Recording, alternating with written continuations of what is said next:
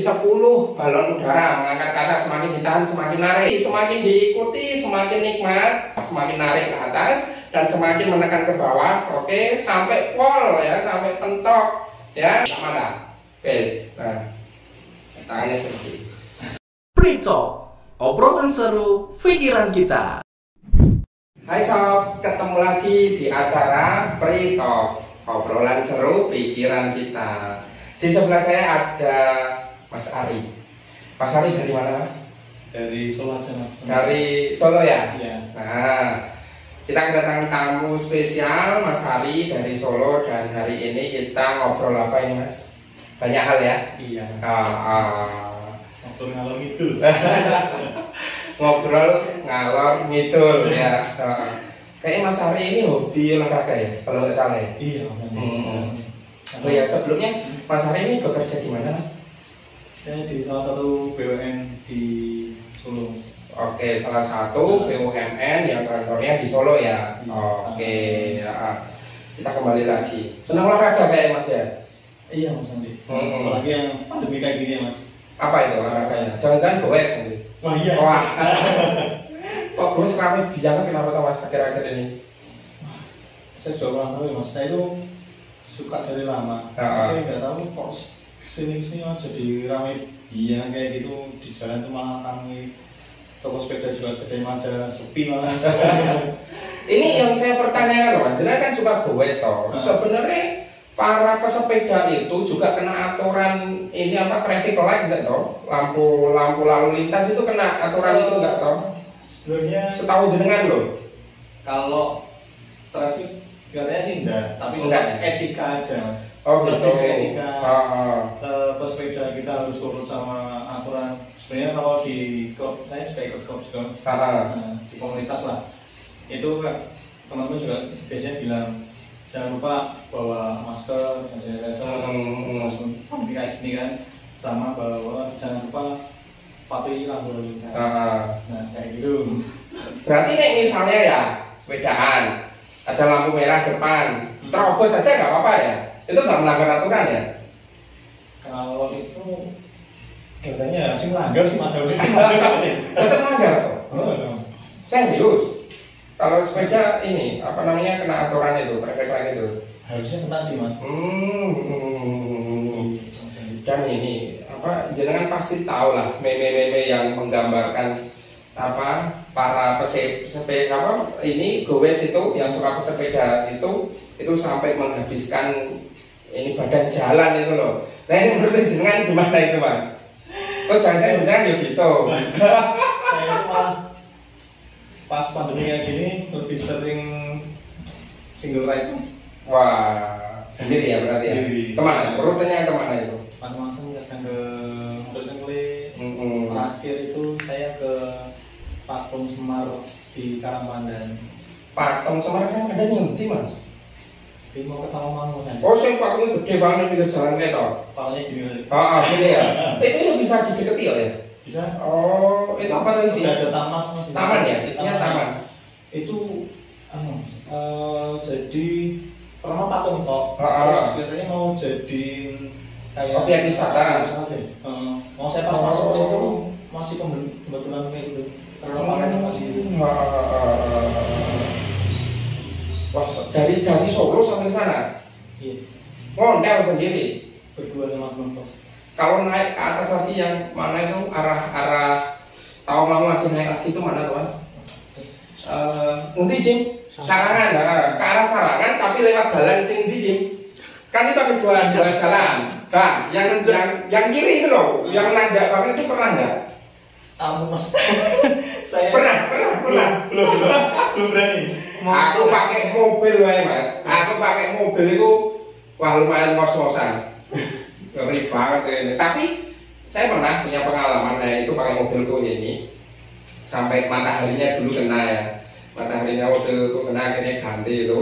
Tapi setelah itu aku lebih lihai ketika ada jalan yang nanjak. Iya. Belum pernah loh, lewat loh. Nah besok harus dicoba. Ada yang hotel-hotel itu benar nggak? Ini loh Mas, itu. Ya aku lupa sih. Pokoknya kalau mau ke Sarangan kan di atas Tawau itu kan ada jalan pekeng 2. Nah kalau yang kanan itu kan agak landai. Ini yang kiri nih loh, yang kiri itu nanjak banget. Jadi besok harus coba aja ngontel. Terus saya jamin ini kekuatan kakinya jenengan tambah kuat nanti. Tak ceritain. Di mana? Kemarin itu saya sempat keram ya mas. Saya enggak keram sekali. Itu pas nih, pas ke itu pertama Karangpandan itu. Karangpandan itu ya. Oh, keram sekali. Terus naik udah bisa, pas turunnya enak mas Blodor. Tak kira nggak apa-apa ya mas ya. Keram lagi loh mas. Wah berarti harus pemanasan lebih kalau mas mau itu goes. Selain goes apa lagi mas? Sebenarnya sih basicnya senang olahraga mas ini. Sepak bola senang, volley senang, apa pingpong senang. Tapi saya tuh nggak bisa badminton mas ini. Tapi kenapa? Gak tahu mas. Ada yang punya loh, dari ini oke so. Saya tuh malah gaya kayak pakai latihan gitu malah nggak bisa. Nek aku hampir semua olahraga bisa, cuma bisa-bisanya. Tapi yang nggak bisa itu poli mas. Karena pernah dulu nyobain merah semua, terus kapok habis itu. Enak loh mas. Enak loh benar. Habis itu kapok. Oke. Oh iya mas Ari kan dulu pernah punya pengalaman minder ya. Iya mas. Minder sama mental block. Dan alhamdulillah sekarang sudah sembuh ya. Gimana ya? Pengalamannya gimana? Mungkin Mas Ari pengen berbagi. Ya dulu sempat jadi mas takut kayak gitu, takut sama seseorang gitu. Ya karena mas Ari juga kemarin akhirnya mental blocknya udah hilang. Alhamdulillah. Jadi setelah diterapi itu hilang ya? Udah. Gimana mas rasanya? Mempunyai keluhan mental block itu dalam kehidupan sehari-hari itu gimana mas? Kayak bukan jadi diri sendiri ya mas. Nah terus jadi diri siapa? Gimana ya, aneh aja mas. Jadi kayak biasanya kita bisa misalnya lakukan kita tuh enak kayak gini, kita ngadepi ini juga enak, biasanya gitu. Itu ada aja. Deg-degan lagi parah lah ya. Nek diteruskan, nek pas deg-degan gitu, nek diteruskan itu apa? Nah itu mas, ada deg-degan pikirannya udah aduh aku iya udah kemana-mana dulu mas. Oh iya. Wah udah kemana-mana. Mental block memang seperti itu. Tapi saya itu sembuh ya? Alhamdulillah. Oke, alhamdulillah. Ngomong-ngomong mas, ini aku baru tahu kacamata kita mirip loh mas, mereknya sama ya kayaknya mas. Lihat aja, mereknya sama loh. Oh iya. Merek aku yang gak gagas. Warnanya yang mirip biru ini. Bisa ya kamu mirip lah. Dapat di Solo mas Ali. Jangan dapat Solo juga itu. Di Solo. Iya di Solo. Tak lihat, kok mirip ini? Adidas loh itu loh. Lah ya lo, mirip loh. Ya alhamdulillah punya kemiripan tapi di kacamata, tapi nggak tahu yang lain. Kalau yang nanti sama Mas Adi itu sering banyak nggak mas yang kayak keluhan sama saya itu? Wah banyak mas, minder, terus mental block itu banyak sekali. Kemarin ada, bulan-bulan kemarin ada, beliau malah ini loh mas, ketua dinas perempuan, ketua dinas sosial atau apa aku lupa. Dia kan sering dimintai untuk presentasi, memberikan sambutan, berpidato dan lain sebagainya yang berhubungan dengan berbicara di banyak audiens. Itu mau berbicara saja itu sudah dekeran, keringat dingin keluar tadi gitu. Nah akhirnya diterapi, alhamdulillah kami terapi, alhamdulillah ya sembuh mas, seneng banget mas. Jadi bisa ngomong lancar di depan audiens itu sangat senang sekali. Tadi gitu. Jadi emang ya mas, kalau mental block itu nggak pandang itu dia misalnya sebenarnya kan pandangnya sih mas. Iya, justru malah dia tinggi mas. Lebih sering ketemu orang mas. Betul, sering ketemu orang. Otoritasnya juga tinggi dan kuat. Tapi dia mengalami minder dan mental block itu. Tadi gitu. Ini memang banyak itu mas. Banyak faktor ya. Banyak faktor dan banyak pengaruh, bisa karena trauma, bisa karena lingkungan, Jadi gitu, atau bisa karena memang bawaan dari kecil dan lain sebagainya. Jadi gitu. Lingkungan gimana? Ya mungkin waktu pendidikan di rumah ya sejak kecil itu sering dilarang-larang oleh orang tua. Mau main nggak boleh, nanti kamu bisa gini. Hujan-hujan nggak boleh, nanti kamu bisa masuk angin. Nah itu bisa menyebabkan mental block, Mas. Jadi gitu. Jangan-jangan sekarang juga waktu kecil juga dilarang-larang. Kalau saya enggak ya. Ibu saya yang sering larang, tapi bapak itu malas itu ya. Biasanya anak-anak lanang gitu. Saya pun pernah Mas mengalami mental block sama minder. Terutama itu di waktu awal-awal bekerja. Karena saya dulu juga seorang karyawan ya. Saya kerja ya sebelum terjun totalitas di dunia hipnoterapi ini. Ya, ketika dikasih mandat untuk berbicara di depan audiens yang banyak, yaitu persiapannya bahkan sampai 1 minggu sebelumnya, terus gemeteran, terus detak jantung berdebar kencang dan lain sebagainya. Tapi ketika sudah mempelajari keilmuan ini, itu ya hilang dengan sendirinya. Dan alhamdulillah sekarang kalau berbicara di depan siapapun, ya biasa aja. Jadi seperti itu. Iya. Jadi kalau pengalaman ya Mas Andi, jadi dulu itu sebenarnya saya sebelum kena mental block itu, saya itu juga sering present ke perusahaan-perusahaan kayak gitu. Saya bahkan dulu sebelum kena itu present buat salah satu produknya kita. Itu alhamdulillah closing 200 orang. 200 orang kalau dirupiahkan berapa ya Mas? Bahkan di depan orang banyak itu saya berani Mas. Awalnya sih deg-degan. Itu sebelum kena mental block ya? Sebelum itu. Terus jadi awalnya sih deg-degan, terus itu pegang mic udah biasa aja.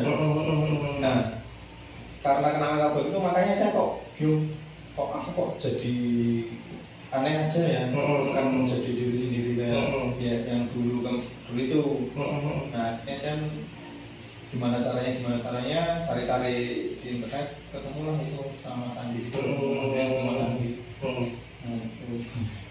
Mas Agung juga gitu. Kemarin kan Mas Agung saya undang ke sini yang videonya sebelum ini ya.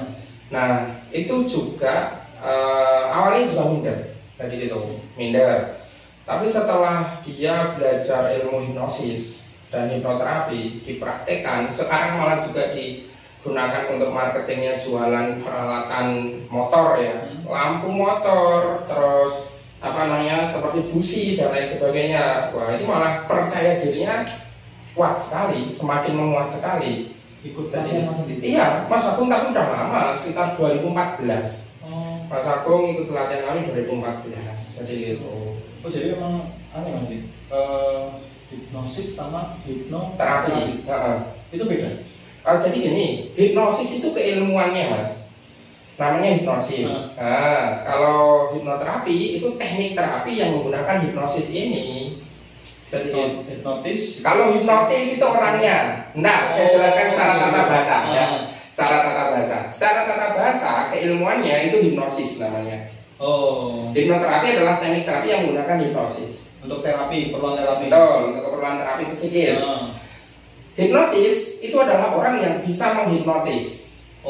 Seperti gitar, orang yang bisa mainkan gitar namanya gitaris. Piano yang bisa memainkan piano, pianis. Jadi seperti itu. Nah, hipnoterapis adalah orang yang bisa menerapi menggunakan hipnoterapi tadi.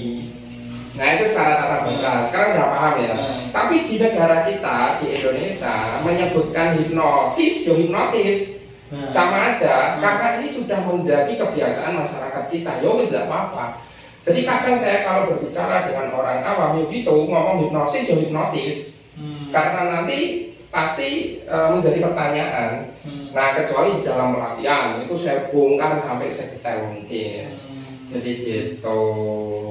Beda kan? Kan ada nih kadang-kadang orang yang tak tahu gendam ya Mas. Itu juga model-model hipnotis gitu kan Mas? Iya, kalau gendam menurut saya itu hipnotis Mas. Jadi gitu. Namanya itu waking hipnotis. Jadi gitu. Ada kok di video saya itu ada di YouTube saya itu ada bikin hipnotis gitu. Dendam itu ada. Jadi gitu. Memang bisa caplek ini langsung nurut terus semua perintah saya, barang-barangnya diminta itu bisa. Tapi ingat, tidak semua orang bisa mudah digitukan. Karena ada beberapa kriteria dan tipikal orang yang mudah untuk dihipnotis atau mudah didendam, atau susah dihipnotis atau susah didendam. Jadi itu kriteria orang itu menurut ilmu hipnotis ada 3. Yang pertama itu sugestif, yang gampang sekali dihipnotis. Yang kedua moderat, yang gampang-gampang susah. Dan yang ketiga analitis, yang susah sekali dihipnotis. Jadi tapi itu ketiga itu tetap bisa ya Mas Adi? Untuk kita hipnotis itu tetap bisa ya? Ya bisa, caranya ya? tergantung kebutuhannya Mas. Kalau kemarin jenengan itu termasuk apa kira-kira? Oh iya Mas. Aku bisa ngetesnya. Minum sih. Ya. Ya. Biasanya yang pertama nih, yang Apa? Yang sugestif. sugestif. Tapi belum tentu. Kayaknya jenengan moderat kalau nggak analitis Mas. Karena pekerjaan jenengan berhubungan dengan analisa. Jadi gitu. Karena pekerjaan jenengan itu berhubungan dengan analisa, jadi biasanya analisanya kuat. Jadi seperti itu. Iya, coba gini. Saya tes ya, tinggal uji sugestivitasnya. Oke, sekarang Mas Ari fokus pada jari telunjuknya dan jari jempolnya yang saya pegang dan saya tempelkan ini. Bayangkan, imajinasikan kedua jari Anda saya kasih lem Alteco yang sangat banyak sekali. Sehingga ketika lem ini kena hembusan angin, dia semakin kering, semakin lengket, dan semakin sulit sekali untuk dibuka. Semakin tidak percaya, justru malah semakin nyata kalau kedua jari Anda sekarang menyatu dan lengket, sulit sekali untuk dilepaskan. Semakin dipaksa untuk dilepaskan, dia semakin lengket, semakin sulit dilepaskan. Dalam hitungan ketiga coba dilepaskan pelan-pelan, tapi kalau nggak bisa jangan dipaksa, karena sulit nanti. 1, 2, dan 3. Pelan-pelan, semakin dilepaskan semakin sulit. Oke, jangan dipaksa. Gimana rasanya? Serius loh, nggak boleh bohong. Iya benar. Coba dipaksa lagi, semakin dipaksa semakin sulit. Oke, sekarang normal dan normal. Oke, boleh. Berarti jenengan sugestif, Mas. Loh, padahal jenengan kerjanya di ini loh, di bagian analisa. Iya, saya tak tanya rasanya gimana? Apa ya? Di sini tuh ya nggak bisa Mas, nggak bisa nggak bisa lepas. Nggak bisa. Berarti sugestif itu. Iya. Aku bisa menunjukkan atraksi yang keren, Mas. Tangan jenengan tak buat mati rasa bisa loh. Serius. Sudah pernah lihat debus? Nah, fenomenanya seperti itu. Oh mungkin kayak gitu juga ya Mas? Iya. Dari itu bisa dibuktikan. Jadi tusuk jarum nggak apa-apa, nggak sakit. Tapi nusuknya yang benar. Jangan sampai kena urat ini, darah ya. Ininya aja, dagingnya dan kulitnya aja. Jangan ini aja deh.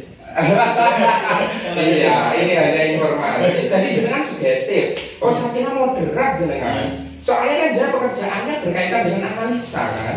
Iya. Nah itu berarti jenengan termasuk orang yang mudah dihipnotis karena jenengan sugestif tipikalnya. Jadi gitu. Lo tambah ilmu baru toh. Tambah ilmu baru kan. Mas Adi, kalau soalnya nih, saya kan udah terapi nih.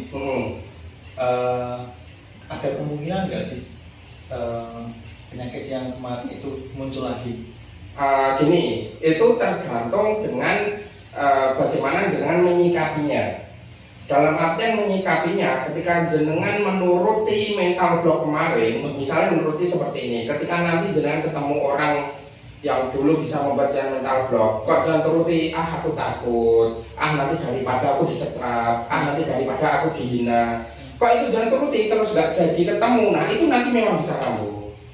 Jadi gitu. Nah sekarang diingat-ingat, ketika jenengan mau melakukan sesuatu, kok ada bisikan yang itu merupakan mental block, ya lakukan aja.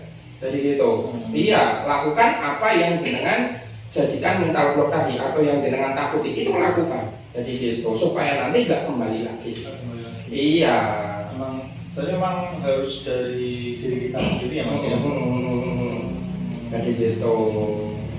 Wah bagus sekali Mas pertanyaan lu ini kok malah jadi jenengan yang tanya kok. Jadi Jose ini sama Tukeran dia aja. Tapi nggak apa-apa Mas. Baru jenengan kok Mas. Jadi tamu kami yang tanya kepada Jose malah jenengan ya. Tapi nggak apa-apa. Ya saya juga senang. Jadi tukar pengalaman seperti ini saya senang sekali.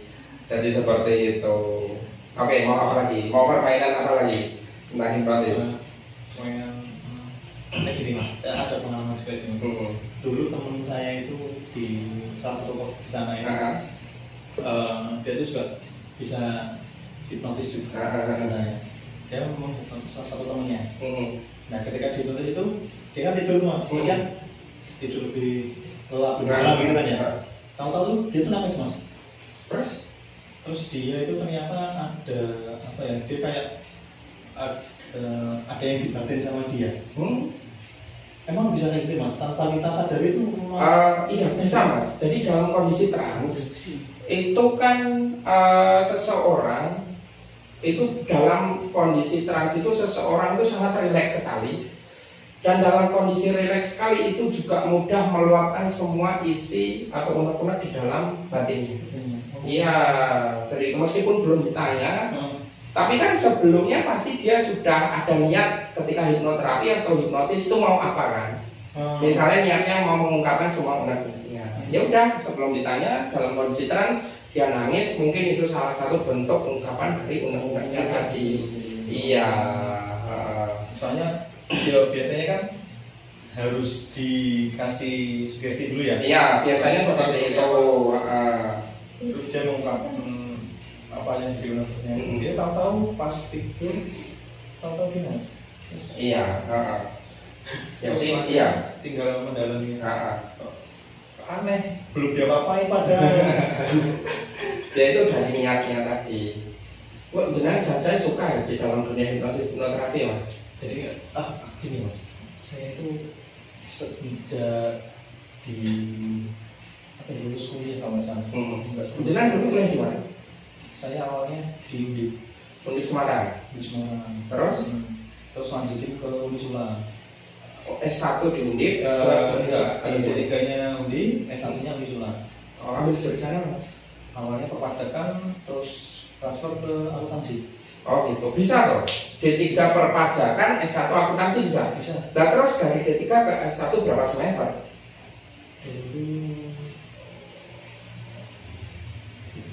Tapi 2 tahun. 2 tahun? 4 semester ya berarti? Oke, terus? Nah, di situ tuh saya tuh habis kuliah, saya kayak senang sama itu Mas, apa namanya? Kan ada tanda tangan, dia bisa baca tanda tangan, bisa baca tulisan orang. Itu apa ya? Kalau di kuliah itu Mas jurusannya grafologi. Grafologi, ada kayak gitu. Saya sempat baca-baca itu. Terus tentang pribadi seseorang. Nah, saya senang ke situ. Terus ke bawah saya baca terus dapat buku itu Mas, The Secret. The Secret, oh ya. The Secret itu serinya banyak sekali itu Mas. Yang sudah baca semuanya? Belum, saya itu baru seri berapa? Seri kedua kalau nggak salah. Seri kedua itu menjelaskan tentang apa ya? Law of Attraction bukan? Ya. Ya? Iya.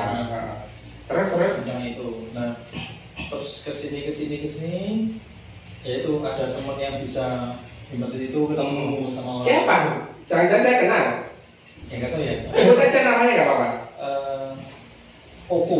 Panggilannya Koko sih panggilannya. Dari mana? Purwokerto. Oh, belum. Oke, terus. Gitu. Jadi ya kok seneng kayak gitu Mas. Jadi ya dari awal dari situ mungkin ya. Dari itu. Terus akhirnya nggak tahu ya. Terus malah saya sendiri yang kena kayak gitu. Ketemu lah tadi. Kalau saya punya permainan yang bisa membuktikan ya kekuatan pikiran itu sangat ini Mas, sangat kuat sekali. Mau enggak? Boleh. Ya kita coba ya. Ini tak geser dulu ya, geser dulu. Nah, Coba tangannya Mas Ari taruh sini. Ini gelang ya, gelang nggak ada apa-apanya. Ya, udah taruh di sini. Angkat tangannya. Oke, enteng ya, ringan. Oke. Sekarang coba fokuskan ya gelang ini ya. Fokuskan pikiran Anda ke gelang ini. Ini menjadi besi yang beratnya itu 10 kg. Bayangkan, besi yang beratnya 10 kg seperti barbel ketika Anda angkat beban. Nah, ini 10 kg. Otomatis ketika saya taruh di telapak tangan Anda sangat berat sekali untuk mengangkatnya, bahkan kesulitan untuk mengangkatnya. Jangan dipaksa ya, nanti sakit ya tangan Anda. Kita coba ya. Oke. Nah, coba sekarang diangkat pelan-pelan. Semakin dicoba, semakin kesulitan dan semakin berat. Jangan dipaksa, tapi kalau bisa ya nggak apa-apa. Semakin dipaksa, semakin berat. Gimana? Ini di sini sakit nggak? Nggak merasakan berat nggak? Nggak begitu berat. Nggak begitu. Yakin? Iya. Oke, sekarang tambahin dengan gelang Anda. Coba.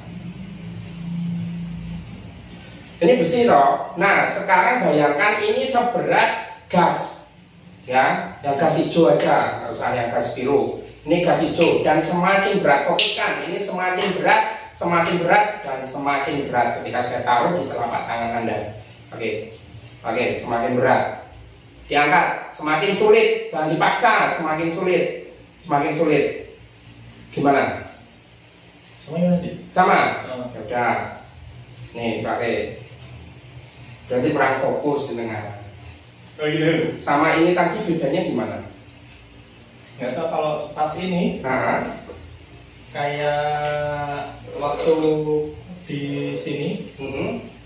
Pas mau ada linknya itu, kayak gini langsung gini mas. Ya. Terus begitu mau, nah dibuka gini, gerakin ininya 2 jari yang Kesulitan ya? Nggak bisa. Oke. Yang gerak malah yang ini. Padahal secara logika, ketika jari ditempelkan gini aja, nggak dikasih apa-apa, dibuka ini bisa ya, secara logika. Tapi secara kenyataan, jangan nggak bisa. Nah, itulah yang namanya kekuatan pikiran. Tapi kalau gelang ini nggak berhasil tadi ya. Oke, nggak apa. Di pikiran Anda tadi gimana ketika gelang ini? Bisa begitu fokus nggak? Ketika Mas Andi tadi bilang beratnya 10 kg, saya langsung ke barbel. Langsung ke barbel. Tapi sama sekali nggak terasa berat. Iya, gimana sih? Sama sekali. Atau ada, tapi cuma sedikit.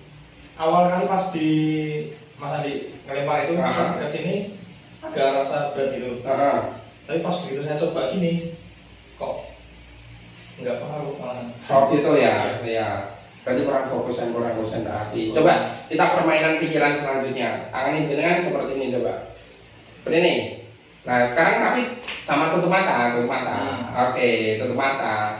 Bayangkan, imajinasikan tangan kanan Anda saya kasih balon udara, ya. Saya kasih 5 balon udara. Bayangkan, jadi dia semakin ngangkat ke atas. Semakin ditahan, semakin ngangkat ke atas. Dan tangan kiri Anda saya kasih 1 batu bata. Nah, jadi semakin menekan. Oke, bayangkan. Oke, tangan kanan saya tambahin jadi 10 balon udara mengangkat ke atas, semakin ditahan, semakin narik. Dan yang kiri saya tambahin menjadi 5 batu bata, semakin ditahan, semakin sakit dan semakin ke bawah yang kiri. Oke, yang kanan saya tambahin jadi 20, semakin narik ke atas, jangan ditahan. Oke, yang kiri saya kasih jadi 10, jadi ke bawah. Oke, nikmati. Oke, bayangkan dan nikmati, ikuti saja.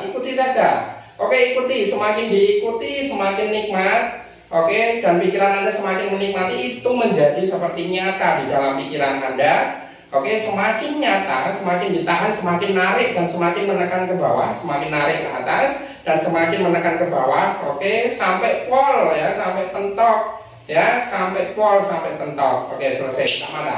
Oke, nah, tangannya seperti gimana? Rasanya gimana? Ini permainan pikiran ini. Kesana nyata, nggak dikasih apa-apa, tapi kok bisa ngikut gini kenapa?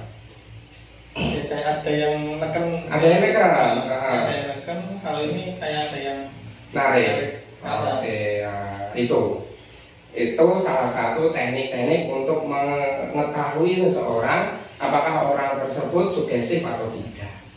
Jadi gitu, jadi jari lengket, kaki gelang, terus ini itu salah satu teknik namanya uji sugestivitas. Gitu. Berarti gimana? Kalau saya bisa narik kesimpulannya, gimana? Hipnotis itu bisa dilakukan ketika si yang dihipnotis itu suyat rasanya, suyat. Oh suyat. Suyat itu konsentrasi. Ya bisa konsentrasi, bisa enggak. Jadi gitu. Terutama dalam hipnoterapi, Mas. Hipnoterapi itu kan kita tidak bisa memilih yang bisa kita terapi hanya yang sugestif, hanya yang konsentrasinya bagus, enggak kan? Semua kalangan, entah itu sugestif, entah itu moderat, entah itu analitis, entah itu konsentrasinya bagus, entah itu konsentrasinya buruk, harus kita terima kan? Jadi kalau jenengan tanya apakah orang yang bisa dihipnotis, apakah orang yang konsentrasinya bagus atau konsentrasinya fokus, enggak menurut saya. Jadi gitu, asal nek tolak ukur saya, asalkan bisa diajak komunikasi dengan baik, itu bisa hipnosis atau hipnoterapi. Tapi fungsi dari dan tujuan dari hipnosis ini ya itu yang berbeda-beda. Misalnya fungsi dan tujuannya untuk kebutuhan hipnotis seperti di televisi, ya, atau untuk panggung, untuk hiburan. Ini harus yang sugestif. Jadi gitu, iya. Harus milih orang dulu ya. Iya, yang sugestif. Jadi gitu. Nah, fungsi dan tujuan dari hipnosis untuk hipnoterapi, nah ini siapapun bisa, asalkan bisa diajak komunikasi dengan baik. Jadi gitu, tergantung tujuannya tadi. Jadi gitu. Kalau saya kan sempat lihat, sering lihat statusnya Mas ini. Kemarin ada yang anak kecil itu Mas. Anak kecil. Itu susah makan. Nah itu termasuk orang yang anaknya itu bisa harus bisa diajak gitu ya Mas? Iya, kalau saya minimal 3 tahun Mas. Saya tanya 3 tahun kan sudah bisa diajak bicara Mas. Ngobrol ya, terus setelah dia asik dengan kita, enjoy dengan kita, baru di hipnoterapi. Jadi gitu. Iya, karena kalau untuk hipnoterapi anak-anak itu beda dengan hipnoterapi dewasa Mas. Kalau hipnoterapi dewasa datang dengan kemauan sendiri, duduk di kursi, malas, dan kita hipnoterapi nurut. Nek anak-anak enggak Mas, dia nggak tahu mau diapakan, ya kan? Terus di situ nanti ngapain dia nggak tahu, ya kan? Ketemu orang baru lagi. Ketemu orang baru, jadi gitu. Nah, jadi kadang ya tak gendong sih, tak ajak dolanan sih, tak beliin permen, es krim, coklat sih. Baru ketika sudah ini kan, sudah apa namanya? Sudah akrab, sudah yakin, baru nanti tak hipnoterapi. Hipnoterapinya pun aku tidak menggunakan bahasa hipnoterapi. Oh beda gitu. Yuk kita main tutup mata misalnya seperti itu. Terus saya hipnoterapi masuk, jadi gitu. Oh gitu. Nah, saya sempat kemarin lihat status nanti, saya mikir anak kecil bisa ya, emang caranya gimana? Bisa. Anak kecil itu kan sulit diatur ya. Betul, ya. Sulit dikendalikan lah gitu ya. Jadi kita pun ada konaan lah Mas Andi ya. Judulnya pun ya. Iya, betul. Nah itu pernah ada Mas, itu awalnya mau terapi loh. Itu sampai naik meja ya ada Mas, anak kecilnya itu nangis teriak-teriak naik meja itu ya ada. Tapi beberapa pertemuan berikutnya ya nurut Mas. Jadi gitu. Apalagi kalau untuk hipnoterapi susah maem, itu kadang sampai ketika mau didolang nolak, itu maemnya yang tercecer ini ruang terapi itu biasa Mas. Iya, jadi kita memang harus sabar. Jadi gitu. Memang pas terapi itu butuh waktu agak panjang lagi. Khusus untuk anak-anak ya. Yang pertama memang khusus anak butuh waktu yang panjang, dan yang kedua ketika mendapatkan klien yang super ngeyel. Jadi gitu. Serius Mas, menangani orang yang super ngeyel itu lama sekali. Dan kita harus pintar-pintar untuk mengimbangi kengeyelannya. Jadi gitu. Iya. Di situ ya. Kesulitannya di situ. Tapi itulah, itu salah satu apa ya namanya kenikmatan seorang hipnoterapis. Nanti kalau sembuh kita merasa senang Mas. Jadi gitu, kita merasa senang. Gitu. Jadi Mas Andi kalau dari umur paling kecil berapa Mas Andi? Paling kecil 2,5 sih sebenarnya. 2,5 tahun. Tapi karena pengalaman sekarang saya batasi minimal 3 tahun. Gimana? Paling tua? Paling tua berapa ya Dim ya? 89 pernah ya? 89 tahun pernah. Itu sudah sampai nggak bisa ini, naik tangga udah nggak bisa. Jadi di ruangan sambil bawa kursi roda itu. Itu kenapa? Iya, cemas dan susah tidur. Gitu. Rata-rata orang tua kan gitu mas, keluhannya. Tapi kebanyakan susah tidur mas. Jadi gitu. Makanya kita masih bisa tidur dengan mudah, dengan nyenyak, itu bersyukurnya luar biasa sekali mas. Jadi gitu. Seru sekali lah mas. Malah ini yang jadi hostnya jenengan dong. Jadi pengen tahu banyak lagi hipnotis. Keren ya. Boleh nanti dilanjutkan ke pelatihan ya boleh.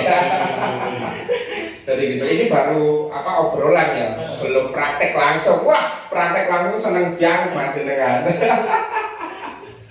Nggih. Oke, apa lagi? Itu dulu. Oke. Ini kayaknya nggak terasa mas, sudah lama sekali ya. Dan waktunya ini sudah lebih dari 30 menit ya Dim ya. Oke. Ya udah kalau gitu mas, saya tutup dulu ya. Siap, Mas. Sebelumnya sangat terima kasih sekali karena Mas Ari sudah mau ngobrol dengan kami ya. Semoga obrolan ini bermanfaat untuk teman-teman semua yang melihat video ini ya. Oke, saya tutup ya para sahabat. Sampai ketemu lagi di acara Pre-Talk ya, obrolan seru pikiran kita. Assalamualaikum warahmatullahi wabarakatuh. See you.